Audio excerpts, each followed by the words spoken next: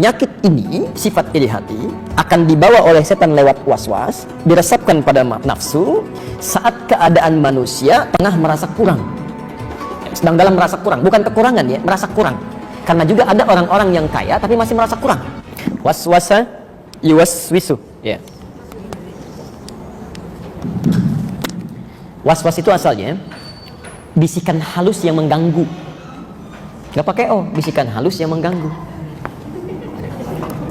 Ini bahaya ya, makanya susah dihapus ini, bahaya. Baik. Bisikan halus yang mengganggu. Halus yang mengganggu atau membahayakan. Pelan-pelan. Hati-hati, karena kalau kita terjemahkan setiap was-was itu bisikan, malaikat pun kan memberikan bisikan pada jiwa kita. Tapi yang baik-baik, kalau ini tidak, dia mengganggu.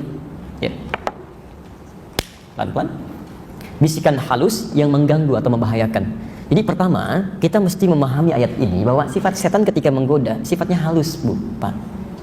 Kadang-kadang kan yang halus itu tidak terasa langsung ya. Dampaknya ada kelihatan. Air itu kan meresap halus ke karpet, taunya udah basah aja gitu. Ya sama sifat setan begitu. Jadi ketika memberikan was-was, Anda jangan kira, hati-hati, Anda jangan kira dia secara frontal mengatakan, saya setan. Tidak. Dia akan langsung masuk pelan-pelan, tiba-tiba mulut sudah berkata yang kotor saja. Ya, mata sudah melotot aja. Itu bisa cepat sekali tanpa sadar gitu. Itu bisa mengganggu. Bapak melihat dengan saya begini, tiba-tiba Bapak melotot kepada saya, kan tidak nyaman situasinya kan? Sama, lisan yang bicara yang kotor pun tidak akan menyenangkan, tapi itu tanpa sadar dan reaksinya sangat cepat sekali. Coba lihat, ketika ada anak misalnya bersikap sesuatu yang tidak menyenangkan, kan dalam hitungan sepersekian detik kan bisa berubah wajah itu. Bisa berubah, bahkan kata-kata bisa keluar. Yang dari kecil sayang, tiba-tiba kamu ini ya. Masya Allah. Iya, Mas saya. Kan jadi agak susah tuh di sini tuh. Makanya hati-hati, permainan setan dalam menghadirkan sifat-sifat buruk itu sifatnya halus. Bahkan dia nanti ketika dihukum di akhirat, banyak orang protes kepada Allah, ya Allah, gara-gara dia nih, saya bertindak buruk dalam kehidupan, tolong hukum dengan berkali lipat. Apa jawab setan? Saya nggak maksa kok. Saya nggak maksa, saya cuma ngajak dengan halus. Salah kamu ikut saya. Mau jawab apa? Karena itu dari sekarang kita harus pelajari sifat halus yang masuk pada manusia ini, bagaimana cara masuknya. Itu yang coba kita hadirkan. Masih ada waktu? Masih? Sampai jam berapa kita? Baik, saya harus ke Cimande ini ya, sebentar lagi, jadi coba kita inikan dulu sebentar. Boleh ya, untuk sampai jam 5 saya setengah 3 pulang ya. Baik, fokus sebentar. Baik, sekarang perhatikan. Paham urutannya ya? Saya mencoba sesistematis mungkin, saya tidak suka menerangkan 1-2 tanpa terstruktur gitu. Jadi pahami, jangan meninggalkan masjid ini kecuali sudah paham. Walaupun saya sudah pulang, Anda belum paham, tinggal dulu di sini sampai paham baru pulang ya. Teman-teman lihat sini ya, Bapak Ibu, sebabnya setan masuk kepada nafsu. Ya, dalam nafsu lewat was-was, bisikan yang mengganggu. Bagaimana cara dia memasukkan ini? Kita khususkan dulu supaya tidak meluas terkait dengan penyakit ini dulu. Ya, penyakit iri hati. Quran surah ke-28 maaf. Quran surah ke-28 Al-Qasas ayat 79.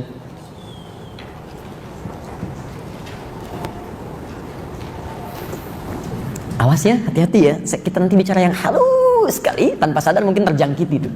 Awas, hati-hati.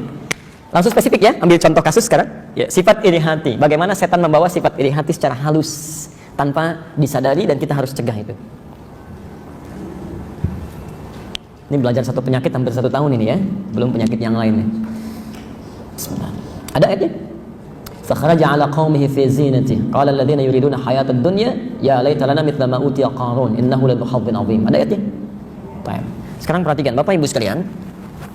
Saya simpan dulu ayatnya, saya berikan gambarannya dulu. Setan membawa was-was terkait dengan penyakit iri hati. Jadi was-was yang dibisikkan ke kita itu, bisikan-bisikan yang mengganggu, itu bisa macam-macam bentuknya, sesuai dengan kadar keadaan kita yang berpotensi untuk diarahkan pada maksiat. Tolong fokus sebentar ya. Beda antara nafsu dengan setan itu lain. Kalau setan itu tugasnya bagaimana supaya manusia maksiat. Itu setan. Ya, apa saja, makanya dia bawa macam-macam, bisa sombong, bisa iri hati, bisa ria, bisa macam-macam ya. Tapi kalau nafsu itu bagaimana caranya keinginan terpenuhi, itu nafsu. Jelas ya? Misal Anda pulang dari sini mau taklim lah, lihat di depan misalnya ada orang jualan semangka, bagus kelihatan, itu kan pengen, karena taklim sudah dimulai, ditinggal dulu, saya mau taklim dulu. Begitu keluar tukang semangka udah nggak ada, cari-cari nggak ketemu, sampai pulang ke rumah masih inget aja, mimpi sampai ke bawah Pak misalnya ya. Itu nafsu itu. Kalau setan tidak, setan itu yang penting dia maksiat, curi rumah itu. Begitu mau mencuri dengar adzan, Allahu Akbar, nggak usah dicuri lah, lempari aja rumahnya. Jadi bagaimana caranya menjadi maksiat? Yang paling bahaya ketika setan menunggangi nafsu. Maka maksiat itu, maaf, punya keinginan kuat jangan sampai gagal dilakukan. Itu yang paling berbahaya. Betapa orang mencuri direncanakan dari awal, itu nafsu berkolaborasi dengan setan. Itu yang paling berbahaya. Makanya ada pembunuhan dan pembunuhan berencana. Yang kedua itu setan sudah terlibat jauh di dalamnya. Ya, ada pemerkosaan yang sudah terencana. Makanya hindari, ya, cegah segala hal yang berpotensi menghadirkan nafsu berlebihan sehingga setan itu ikut mendompleng di dalamnya. Jelas ya? Nah, sekarang bagaimana setan menghadirkan sifat iri hati? Saya simpulkan dulu dengan cepat. Satu, penyakit ini akan dibawa oleh setan lewat was-was, khusus dalam keadaan saat kita merasa kurang. Saya ulang. Penyakit ini, sifat iri hati, akan dibawa oleh setan lewat was-was, diresapkan pada nafsu saat keadaan manusia tengah merasa kurang. Ya, sedang dalam merasa kurang, bukan kekurangan ya, merasa kurang. Karena juga ada orang-orang yang kaya tapi masih merasa kurang. Karena ada juga orang-orang yang sudah punya kedudukan tapi masih merasa kurang. Jelas ya? Pelan-pelan. Hati-hati. Jadi kalau sedang ada rasa kurang dalam jiwa, itu artinya sangat rentan diberikan was-was oleh setan dengan sifat penyakit iri hati. Apa tanda pertamanya? Ya. Bapak dan Ibu mesti ingat dulu kajian di awal kita ya, bahwa iri itu artinya rasa untuk mendapatkan nikmat yang melekat pada orang lain. Yang lebih parahnya kalau sudah parah dengan keinginan menghilangkan nikmat orang yang dimaksudkan. Gimana caranya saya dapat, itu gejala pertamanya. Tapi kalau sudah parah, dia mesti tidak mendapatkannya. Saya yang harus punya, dia tidak. Itu yang sudah parah. Nah sekarang, lihat pelan-pelan, masuknya halus sekali. Bagaimana cara masuknya? Dia masuk dalam keadaan orang merasa kurang ketika melihat yang di sampingnya atau dalam penglihatannya punya kelebihan yang tidak dia miliki. Bagaimana cara dia datang bawa was-was? Dicontohkan langsung di Quran surah ke-28 ayat 79. Baik, saya hadirkan Qarun. Ini manusia bermasalah. Kalau Qarunnya nggak usah banyak dipikirin, emang bermasalah.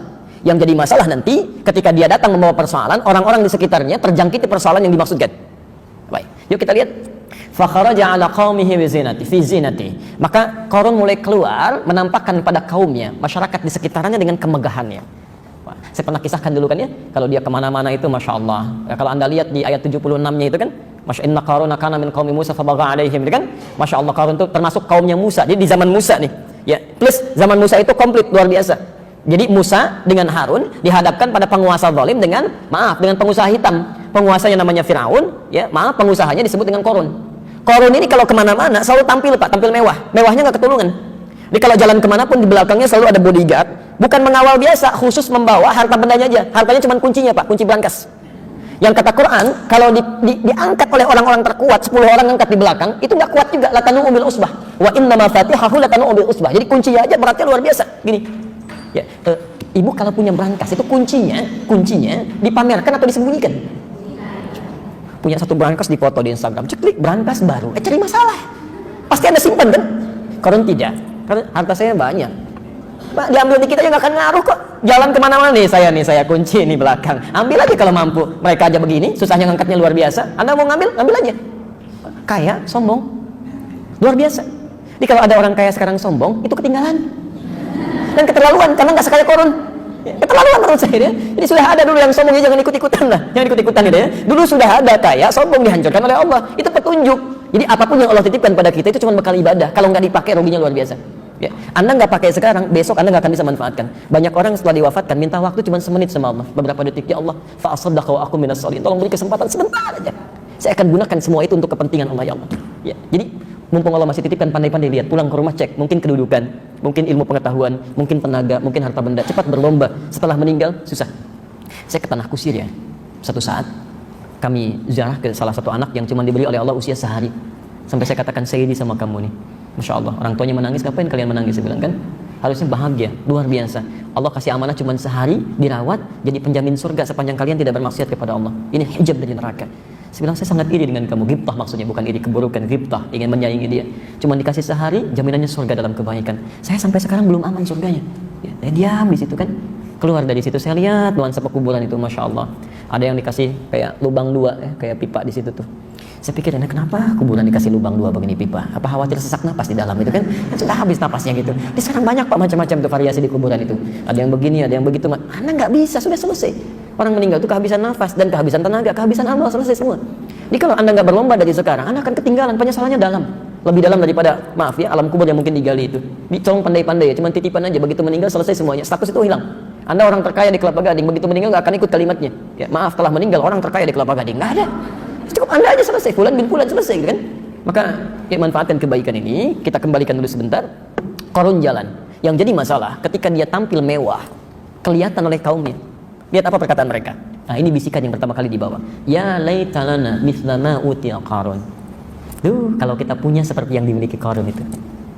Lihat kalimatnya. Ya laitalana mithla ma utiya Qarun. Duh, kalau kita punya kayak gitu ya, kalau dalam bahasa kita seperti yang dimiliki oleh Qarun. Nah, di sini ada 3 hal yang penting. 1, menampilkan kemewahan dalam hidup itu berpotensi akan mengundang masalah. Jadi kalau Allah titipkan kemewahan dalam hidup, baik itu kedudukan, jangan pamer dengan kedudukan, nanti banyak masalah. Silahkan lihat, dulu Umar bin Khattab itu, Masya Allah, pemimpin, khalifah, presiden, kemana-mana biasa aja, aman tuh, nggak takut macam-macam. Ya, lagi lewat malam-malam belusukan, tiba-tiba seorang ibu menendangkan syair, duh khalifah, diangkat gak peduli dengan rakyatnya, makan pakai batu katanya, dan goreng-goreng batu, saking nggak punyanya bu, goreng-goreng batu tuh. Ya. Anaknya ditidurkan dulu supaya nggak nangis, diberikan gambaran, mama sedang masak, padahal batu yang dimasak saking nggak punyanya. Ya khalifah, Masya Allah, nggak peduli dengan rakyatnya, yang makan dengan batu sambil goreng-goreng begitu, itu Umar melihat, Masya Allah, kadar Allah langsung kembali ke Baitul Mal, dia keluarkan gandum. Pengawalnya ingin bantu, kata Umar, tidak, bukan kamu yang dihisap, saya yang dihisap. Digendong sendiri karungan gandumnya, datang ke situ dimasakin sendiri sampai Umar, sampai selesai. Saat Umar masak itu, si ibunya masih sibuk mencaci Umar, nggak tahu kalau itu Umar. Anda bisa bayangkan nggak? Ya, Anda bantu orang, dicaci, sambil masak, dicaci, begitu aja terus itu kan, sampai selesai, sampai kepergiannya dari situ, dia tidak mengetahui dan tidak sadar kalau itu Umar bin Khattab. Ya, jadi aman jiwanya gitu. Betapa banyak orang sekarang punya kedudukan, mau pindah ke satu tempat aja, Masya Allah, netralisir 500 meter sebelumnya. Oh, Anda takut sama apa? Malaikat maut datang aja nggak bisa dihijab? Dia nggak akan mengucapkan salam, terobos saja. Silahkan Anda pasang dinding, pasang hijab, pasang macam-macam. Saya mau bepergian ke negara anu, oh kendaraannya dari kita, harus lapis baja, bajanya Masya Allah, misalnya 100 cm, silahkan aja. Ya, silahkan, malaikat maut nggak akan terhadap. Ya, begitu dihadirkan kendaraan dia, buka yang keluar malaikat. Hei, pulang yuk. Mau jawab apa? Selesai ya. Karena itu, Bapak dan Ibu sekalian, di sini poinnya pertama, jangan berlebihan dalam kehidupan, apapun itu. Termasuk dalam ibadah juga nggak boleh berlebihan. Nggak boleh berlebihan. Ya. Yang berlebihan itu selalu bermasalah, pada hal yang tidak diperkenankan. Orang sholat subuh 2 rakaat, ini misalnya 4 rakaat, kan ini masalah di sini kan? Dalam beberapa hal lah. Termasuk Anda mau tahajud, belum pernah tahajud sebelumnya, jangan berlebihan dulu, pengen langsung 11, pengen kayak Nabi lagi gitu kan? Nabi kan panjangnya luar biasa. Ya, saya pernah cek dulu waktu sholat gerhana di Bekasi. Dulu Masya Allah komunitasnya luar biasa, senang dengan sunnah Nabi. Saya bilang ini gerhana yang luar biasa nih, kesempatannya jarang-jarang, pahalanya banyak. Teman-teman, kita mau maksimalkan seperti Nabi melakukannya atau kita belajar dulu mirip-mirip? Ustadz, ingin seperti Nabi, jarang ada seperti ini katanya kan kesempatan. Kalau begitu izinkan saya menyampaikan dulu aturannya. Di sholat gerhana itu 2 kali ruku, 2 kali sujud. Karena 2 kali ruku, maka suratnya yang dibaca akan 4. Jadi sebelum ruku baca surat, bangkit lagi, baca Al-Fatihah, baca surat lagi. Jadi ada 4 surat yang dibaca. Karena Anda ingin seperti Nabi, maka mohon izin saya bacakan pertama Al-Baqarah sampai selesai. Surat kedua Ali Imran sampai selesai. Ketiga An-Nisa sampai selesai. Baru yang keempat Sabbihisma rabbikal a'la. Anda tahu apa yang terjadi? Tanpa saya tanya lagi, hampir sebagian besar mengangkat tangannya. Ustaz, mirip-mirip Nabi aja. Jadi coba kita sesuaikan. Anda belum biasa tahajud, bangkit 2 rakaat dulu, witirnya 1. Setelah nikmat besoknya 4 rakaat, witirnya 1. Setelah nikmat 6 rakaat sampai 11 sampai enak gitu kan. Ada kenikmatan tersendiri. Ya. Teman-teman yang pengusaha yang bekerja, coba belajarlah, baca kisah-kisah orang dulu untuk motivasi. Imam An-Nawawi itu punya kitab bagus, At-Tibyan fi Adab Hamalatil Quran, terbitan Darun Nafais 187 halaman. Anda buka aja halaman 47 itu sebelah kiri, paragraf 3 baris 1 sampai 7, bagaimana dilukiskan di situ Abdurrahman bin Auf yang super sibuk, Utsman bin Affan yang sampai sekarang masih punya investasi itu di Madinah, sumurnya, kebunnya, hotel jadi hotel sekarang. Itu Masya Allah, kenikmatannya bukan saat omsetnya datang, kenikmatannya saat bisa bangun malam dalam tahajud, sampai khatam Quran tahajudnya, sampai selesai gitu. Ada kenikmatan di situ, ini nggak usah pamer, capek. Dulu sudah ada yang pamer dan nestapa kehidupannya, ngapain diikutin? Buang-buang waktu gitu kan? Nah, yang kedua, ini inti masalah kita. Orang pamer diantara masalahnya adalah ketika dilihat ada kelebihan, maka lawan yang belum mendapatkan itu, setan tidak akan mendiamkan. Jadi kalau Anda sedang punya dititipkan sesuatu, potensi masalahnya ria dan sombong. Yang belum dapat itu potensi masalahnya iri. Ternyata pintu masuk setan kepada nafsu membawa penyakit iri ini bukan ingin menghilangkannya dulu, tapi keinginan untuk memiliki hal yang sama. Awas, hati-hati. Bukan keinginan yang positif. Karena kalimatnya diungkapkan dengan kata laita. Ingat, kalau keinginan untuk meraih dalam konteks yang positif itu boleh. Oh, ini dia punya kedudukan sampai level tertinggi, saya juga ingin seperti itu boleh. Itu raghbah namanya. Raghbah, keinginan kuat untuk mendapat kebaikan. Tapi kalau cuma menghayal-hayal mendapatkan sesuatu yang sebetulnya ingin diraih dengan mudah tanpa kerja keras, namanya laita.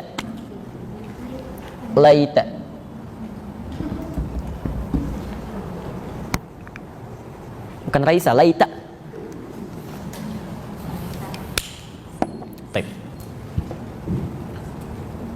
Laita itu harapan untuk meraih sesuatu, yang sulit dicapai,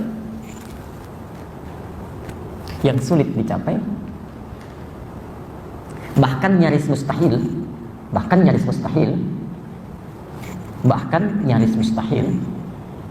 dengan cara yang instan dan mudah. Jadi ada orang pengen mendapatkan sesuatu yang sulit sebetulnya untuk dicapai, bahkan ada yang sifatnya nyaris mustahil. Karena nanti ada orang-orang yang saat di akhirat dia mengucapkan kalimat ini, saking dahsyatnya hisab itu. Bahkan ada Pak ya, pernah dengar masuk surga tanpa hisab Bu? Pernah ya? Nanti ada orang masuk neraka tanpa hisab Pak. Ada ya, mungkin Anda baru dengar, tapi ada itu di Quran surah ke-18 Al-Kahf ayat 100 sampai 101, posisi paling kiri sebelah atas.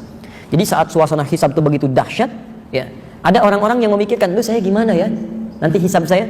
Oleh Allah langsung ditampakkan, wa aradna jahannama lil kafirina yauma idzin arba. Hati-hati. Wa aradna jahannama, dan kami presentasikan, tampilkan neraka jahannam. Ya, pada saat itu yauma idzin lil kafirina arba, untuk orang-orang yang ingkar, yang sulit diatur. Ya sejelas-jelasnya. Kalau dalam bahasa bebasnya begini, ya, kamu nggak usah pikirin hisab ya, tempat kamu di sini nih, neraka jahannam. Udah, nggak usah banyak pikir, capek, nanti langsung ke situ aja. Kalau dalam bahasa bebasnya. Siapa orang ini? Ayat 101-nya. Alladzina kanat a'yunuhum fi ghita'in an dzikri, yaitu orang-orang yang, maaf ya, matanya itu sulit diarahkan untuk ingat kepada Allah. Wa kanu la yastati'una sam'a, dan sulit mendengar. Maaf, yang sulit melihat dan mendengar itu bukan non-muslim saja. Ada orang Islam pun yang sulit lihat dan dengar. Dengar adzan susah, melihat orang berbuat baik malah marah-marah gitu kan. Macam-macam. Sekarang kan banyak kelihatan tuh, gratis sekarang bisa dilihat tuh. Hikmahnya Allah menghadirkan banyak masalah saat ini. Itu bisa kelihatan mana orang baik, mana orang buruk. Liyabluwakum ayyukum ahsanu amala, untuk menguji siapa yang terbaik di situ. Kan alhamdulillah Pak, bisa kelihatan tuh. Ya nampak dari mulai kalangan level atasnya sampai yang bawah-bawahnya. Dari yang ulama betulan sampai yang aku ulama-ulamaan tuh. Ya. Lihat sini, kembalikan. Baik, pelan-pelan. Dari sini kemudian, ya, ada yang dibawa oleh setan dengan menggunakan kalimat Qur'annya laita. Ada dia yang mengatakan saat hisab, ya laitani kuntu turaba. Ya laitani, ya Allah, di dahsyat hisab saya pengen jadi tanah aja lah sekarang. Ya laitani kuntu turaba, saya pengen jadi tanah aja, saya nggak pengen ikutan hisab. Saya nggak pengen dihisab, jadi tanah aja nggak apa-apa, kan? Nggak bisa. Ini Anda berangan-angan pun nggak akan bisa mencapai itu yang nyaris mustahil, nggak mungkin. Nah sekarang ada orang-orang yang dalam kehidupannya dibisikkan kalimat itu oleh setan. Jadi ada angan-angan dalam dirinya, harapan untuk meraih seperti yang dimiliki oleh orang, yang seharusnya dicapai dengan kerja keras, dia pengen instan. Singkatnya menghayal. Jadi kalau ada orang bawa kebaikan-kebaikan atau kelebihan dalam perangkat hidupnya, kemudian saat itu Anda menghayalkan sesuatu, itu pengantar kepada rasa iri, datangnya dari setan. Wah, sedang begini Ferrari lewat, pengen kayak gitu tuh, setan itu yang sifatnya hayalan, sampai dibawa ke rumah. Kalau saya naik di situ ke depan belok sini, gimana ya kira-kira lampu merahnya? Kalau malam saya panasin ngebut cara sini, di mana ya tempatnya? Padahal maaf ya, punya aja enggak. Sudah memikirkan bagaimana cara merawatnya gitu. Ya itu sudah hayalan, sudah tingkat tinggi itu. Itu pengantar kepada iri. Besok-besoknya nanti masuk, kamu harus dapat seperti itu. Cuman karena instan, perhatikan di mana rumah orang itu. Kapan dia masukin ke garasinya? Kapan dia keluarkan? Ujung-ujungnya nyuri. Jelas ya? Nah, jadi hati-hati kalau sedang dihadapkan pada hayalan-hayalan. Ya laitalan mithla ma utiya Qarun. Dia menghayal, wah gimana kalau kita bisa seperti Qarun ya, dikawal di belakang, hartanya banyak, padahal megang aja enggak gitu. Dari sekian puluhan tahun ibu bapak hidup sampai hari ini, berapa kali pernah menghayal dalam kehidupan? Banyak, tanpa disadari kadang-kadang. Masuk ke Masjidil Haram, duh kalau saya jadi imam di sini gimana ya? Ayat ini yang mau saya bacakan tuh kadang masuk juga. Ya, masuk juga dan tidak wajar sifatnya, bahkan dalam masalah ibadah gitu. Ya, masya Allah. Dah Ustaz, kalau suami saya yang Ustaz gimana ya? Banyak hal gitu. Jadi kadang-kadang jadi ujungnya jadi masalah gitu. Jadi masalah. Saya awal ke Indonesia sekitar 4 tahun lalu datang, itu banyak kajian-kajian yang luar biasa. Sampai ada yang salah kesimpulan tuh, yang saya dapatkan beberapa tempat persoalan. Ini dulu musim sunnah dengan bid'ah, sampai ada yang keliru. Saya agak aneh juga ya, ada orang ngaji, pulang dari ngaji malah pada ribut, kan agak aneh itu menurut saya. Apa yang dipelajari? Zaman Nabi orang keras belajar jadi lembut, yang berpecah jadi menyatu. Kenapa ada orang belajar tiba-tiba yang lembut jadi keras, yang menyatu jadi berpecah? Pernah ada kemudian terjadi dalam satu keluarga, istrinya belajar, suaminya ada kesibukan, dia belajar juga, begitu pulang jadi ramai di rumah. Sampai kesimpulannya begini, kurang lebih baik menikah dengan orang sunnah daripada menikah dengan suami bid'ah.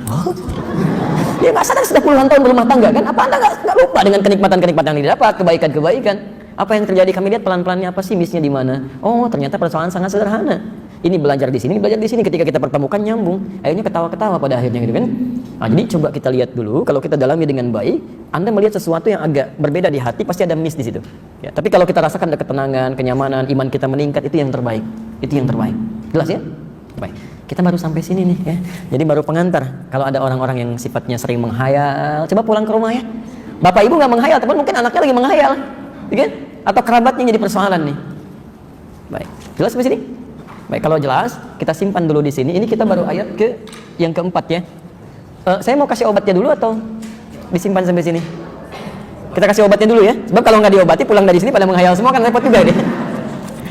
Baik, oke, Quran surah keempat ayat 32. Kita obati dulu, baru pertemuan berikutnya langkah pengobatan. Ini obat untuk pencegahan. Pencegahan. Bila berlanjut ya hubungi evaluasi diri masing-masing ya. Quran surah keempat ayat 32. Sudah. Wala tatamannawna bihi ma faddalallahu ba'dakum 'ala ba'd. Lirijali nasibun mimma iktasabu walin nisa'i nasibun mimma iktasabu. Was'alallaha min fadli. Ada ayat ini? Quran surah keempat An-Nisa ayat 32. Wala tatamannaw, dan janganlah banyak menghayalkan. Wah, itu kunci pencegahannya. Wah, ternyata sederhana Pak. Ya, di Quran itu ada banyak obat yang sangat sederhana tapi dampaknya dahsyat. Ini peringatan juga pada para dokter. Kalau ada obat-obat yang sederhana, jangan diberikan beban orang-orang yang sakit itu. Begini obat ini, padahal minum air putih aja selesai. Ya, jadi ini pelajaran dari Quran itu nggak boleh itu membuat orang susah. Orang itu sakit berobat ingin cepat sehat, lalu Anda berikan obat-obat yang membuat orang susah. Itu dosanya banyak itu. Dosanya banyak sebab menambah penyakit baru. Di Quran memberikan pelajaran. Ini penyakit bahaya yang dampaknya cukup dahsyat ini. Ya, obatnya ternyata satu dengan kalimat yang sangat singkat. Begini. Itu dalam bahasa Arab yang bacanya panjang ya, 2 harakat matabi. Itu ada 3 jenis. Ada 3 jenis. Pertama, la disebut dengan la nafyi. Ya, la nafyi. Nafyi itu adalah jenis huruf la nafyi. Atau nafi ya, nafi gini, nafyin. La yang berfungsi meniadakan sesuatu. Yang meniadakan atau menepikan sesuatu. Rumus cepatnya begini, rumus cepatnya. Setelah huruf la ada kalimat akhirnya dhammah u. Ya. Misal Al-Baqarah 286. La yukallifullahu nafsan illa wus'aha. Setelah la ada kalimat harakat akhirnya u, la yukallifu. Itu artikan dengan nafi. Terjemah gampangnya tidak. Tidak, ya, tidaklah atau tidak. Allah tidak akan memberikan tugas kehidupan di luar batas kemampuan hambanya. Diartikan tidak di situ. Jelas di sini? Jadi kalau Bapak Ibu baca Al-Qur'an atau hadis, kemudian menemukan huruf la, setelahnya ada kalimat harakatnya dhamma, la yukallifu, la ya'khudhu, la ya'kulu misalnya, itu terjemahkan dengan tidak. Jelas? Baik. Yang kedua, la disebut dengan la naqsun, nun qaf sad, naqsi, yang menunjuk makna kurang, berkurang, tidak sempurna. Ya. Ciri paling gampangnya, jika ada huruf la, setelahnya ada kalimat, harakatnya fathah, fathah, ya. Ingat ada kasrah, dhammah, fathah, sukun. Saya di Garut waktu duduk, ada seorang bapak nawarkan, Ustaz, ini buah sukun katanya. Saya bilang, Pak, ini bukan sukun, ini fathah. Karena sudah dibuka-buka. Kalau sukun itu masih di atas, belum jatuh bulat tuh. Begitu jatuh kasrah. Kasrah itu pecah dalam bahasa Arab. Jadi kenapa disebut kasrah? Karena suaranya pecah. Dia dari u jadi i. Jadi di atas sukun, begitu jatuh kasrah. Setelah Anda potong-potong terbuka, itu fathah. Jadi ini buah fathah sebenarnya. Kemudian beliau bawa lagi pada istrinya ke dapur. Dia katakan, Mah, kata Pak Ustadz, ini bukan buah sukun, ini fathah. Baik, itu nyata kami dikatakan, bukan kisah-kisah karangan. Di kasrah, saya ulang ya. Yang pertama tadi apa? Baik, pertama dhamma, u, nafi, kedua naqsi, harakatnya fathah. Misal, saya beri contoh. Belajar Riyadhus Shalihin. Kita Riyadhus Shalihin, karangan Imam An-Nawawi, ada 1896 hadis. Dilihat di hadis yang keempat, posisi paling kiri sebelah atas, dari Sayyidah Aisyah radhiyallahu taala anha. Di situ ada kalimat begini dari Nabi sallallahu alaihi wasallam, la hijrata ba'dal fathi. Tidak ada hijrah setelah fathah. Ya, fathah itu artinya sesuatu yang terbuka dari yang buruk sehingga lebih dekat dengan Allah Subhanahu wa taala. Sekat-sekat yang terbuka untuk mendekat kepada Allah. Dulu orang di Mekah susah ibadah kepada Allah karena di Ka'bahnya banyak berhala disimpan, banyak orang menghadang. Setelah itu dibuka, kemudian berhalanya dikeluarkan, orang-orangnya ditobat, semua menyembah kepada Allah, maka disebut Fathu Makkah. Di fathah itu bukan penaklukan. Fathah itu membuka sesuatu yang buruk di situ. Orang Islam itu kalau datang ke satu tempat bukan ingin menjajah, tapi menghilangkan keburukan-keburukan yang ada di dalamnya. Karena itu silahkan lihat, semua yang kedatangan orang Islam itu tidak pernah ada masalah-masalah di situ. Baik aja sampai di kita tuh. Tapi begitu datang orang asing datang pasti kacau itu. Silahkan cek ya. Nah, sekarang kata Nabi, la hijrata ba'dal fathi. Kalau sudah terbuka kedekatan dengan Allah, jangan hijrah, jangan pindah. Kenapa? Bisa berkurang nanti nilai-nilai kebaikan yang sudah didapatkan. Anda sudah tinggal di Mekah, sekali salat di Masjidil Haram berapa pahalanya? 100.000. Tinggal di Mekah itu di Masjidil Haram 100.000. Dan auranya beda. Selalu ingin cepat ke masjid. 1 jam sebelum adzan, Pak, sudah ke masjid. Sebelum adzan, Bu. Kayak pesantren gitu kan. Masuk lagi, keluar lagi, masuk lagi. Auranya lain, 100.000. Sudah dapat 100.000 di Mekah, pindah ke Bogor misalnya gitu kan. Kan satu nilainya. Anda 100.000 pindah, jadi berkurang kan? Naksi di situ. Sama dengan Anda tinggal di sini dekat dengan masjid, ustadznya bagus-bagus, ada kajiannya gitu kan. Kemudian senang bisa ibadah di situ. Jangan pindah kecuali ada sesuatu yang memang sangat mendesak. Karena ketika Anda berpindah, itu akan berkurang nanti kebaikan-kebaikan yang semula sudah didapatkan dan berjuang lagi di situ. Termasuk di pekerjaan Anda. Kalau sudah memilih dekat dengan Allah, gampang sholatnya, dapat teman yang enak gitu kan, usahakan di situ. Ya, karena sulit lagi menemukan yang seperti itu. Anda pilih mana? Bekerja di satu tempat, gajinya 500.000 per bulan, dekat dengan Allah, sholatnya luar biasa, atau di tempat yang, maaf ya, 500 juta per bulan tapi susah sholat, Jumatan gantian, gitu kan, baca Qurannya susah. Pilih mana? Nggak ada pilihan ketiga. Susah ya. Nah, ini ujiannya ada di situ, Pak. Ya, ada sekarang banyak tawaran tapi maaf, penyakitnya juga banyak. Ada riba, ada tipu-tipu, ada macam-macam. Yang didapatkan memang banyak, tapi penyakitnya banyak. Ya. Kembalikan. Terakhir, la nahyi. Di sini kita berakhir. Nahyi. Diserap dalam bahasa India nahi. Itu dari kata bahasa Arab nahi. Ya. Betul, nanti ada dari India yang tukar-tukaran dengan bahasa Arab. Termasuk angka-angka sekarang. Itu angka apa itu? Yang saya tulis angka apa? 53, 12, 168, angka apa itu? Jangan salah, itu angka Arab. Itu angka Arab. Yang menemukan Al-Khawarizm, itu angka Arab. Kalau yang sekarang Anda tuliskan begini, kemudian ada yang duanya begini, itu Hindi. Dari India nanti. Dia ada pengaruh India, terbawa, tertuliskan. Silakan masuk ke laptop itu kan. Anda masuk ke situ ke control panel. Di situ lihat bagian language. Anda buka optionnya. Begitu Anda munculkan Arab, keluarnya Hindi tulisannya. Ya, silakan Hindi. Itu di konsep itu sudah Hindi. Oke, saya tuliskan dulu. La nahyi itu ciri khasnya ujungnya mati, sukun. Sukun. La yashar, la yasrik, la yakul, la tatamannau, mati ujungnya tapi bulat harakatnya. Sekarang coba cek An-Nisa ayat 32 tadi. Lihat kalimat paling ujungnya, harakatnya fathah, dhammah, kasrah atau sukun. Wala tatamannau di kalimat ujungnya, apa harakatnya? Sukun. Sukun. Perhatikan. La nahyi itu sifatnya larangan. Larangan diartikan jangan. Kalau sesuatu sudah diartikan jangan, artinya Anda kerjakan berpeluang berdosa, Anda tinggalkan dapat pahala. Ingat ya? Nah, kalimat la di sini ketika datang setan membawa aspek-aspek godaan dengan sifat-sifat buruk tadi, ya berhayal dengan khayalan. Resepnya sederhana kata Quran, obatnya jangan berhayal, singkatnya tinggalkan. Jadi begitu ada khayalan, misal Anda lihat orang datang gitu kan dengan mobilnya mewah sekali, setan masuk itu seketika, Pak, Bu. Ingat ya, hukum ini akan terpraktekkan seketika. Jadi begitu ada orang membawa benda-benda baik, itu akan setan langsung, Anda nggak pikirkan pun meresap langsung, pengen. Seketika itu. Anda lihat teman bawa handphone bagus, itu seketika, nggak Anda bilang pun, pengen kayak gitu. Itu kalau cuma pengen sampai sini, mungkin belum ada masalah. Tapi kalau sudah sampai berhayal, kata Quran, segera buang. Segera buang. Apalagi di tempat-tempat setan berada, itu banyak khayalannya. Mall, itu tempat setan. Betul, pasar itu tempat setan. Makanya hati-hati, ibu kalau belanja itu banyak berhayal tuh, banyak pengen, banyak ini, banyak itu ya. Nah, itu kalau nggak butuh tinggalkan. Ya. Kamar mandi, toilet, tempat setan, Pak. Makanya silakan, Anda di luar biasa aja masuk ke sana tuh kadang ada ide-ide, ada macam-macam dan sebagainya. Cepat keluar dari situ. Cepat keluar. Ya, jadi hajat dapatkan kemudian keluar. Jelas di sini? Nah, jadi kalimatnya sederhana. Kalau sudah ada langkah seperti itu, jangan dibiarkan sehingga menjadi liar di situ, ditempuh dengan cara yang tidak baik. Nah, kalimat Qurannya begini. Kalau Anda mau kata Quran, jangan menghayal. Belum selesai ayatnya sampai sini. Kalau ayatnya cuma sampai sini, maka Allah tidak memberi peluang pada kita untuk mendapatkan apa yang seperti mereka dapatkan. Jelas ya? Nah, kalimatnya, la tatamannau, kamu jangan berhayal atas kelebihan yang Allah titipkan pada orang lain.